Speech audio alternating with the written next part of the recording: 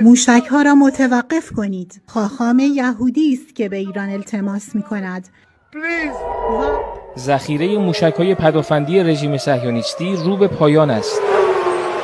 نگرانی و دلهره سران رژیم صهیونیستی و حامیانش هم از این بابت افزایش یافته است. این اطلاعات در رسانه‌های آمریکا افشا شد. اسناد رسمی پنتاگون وزارت دفاع آمریکا نشان می‌دهد بعد از اینکه این کشور سامانه‌های ضد موشکی تاد را در اختیار رژیم صهیونیستی قرار داد، این رژیم فقط 605 موشک آن را خریداری کرده که البته تا الان هم بیشتر آنها مصرف شده. اسکات ریتر، افسر سابق اطلاعات تفنگداران دریایی امریکا، از تلاش کشورش در این جنگ می‌گوید.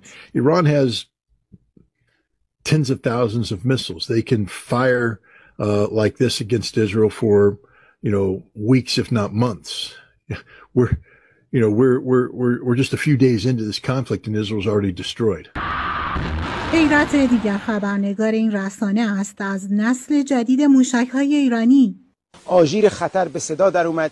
فیلم هایی که از داخل ایران از محل شلیک این موشک‌ها گرفته شده بود و در فضای مجازی منتشر شده بود واقعا نشون میداد خیلی متفاوته و احتمالاً از یک نسل جدید با سرعت جدید بوده و سریعتر هم به اسرائیل میرسه، چرا که وقتی که این اپ هشدار داد معمولاً گاهی هم حتی مثلا نیم ساعت 20 دقیقه طول میکشه، اما در عرض 8 دقیقه تو تل آویو ما آژیر خطر که میگه یعنی الان اونجا در 2 دقیقه دیگه اونجاست.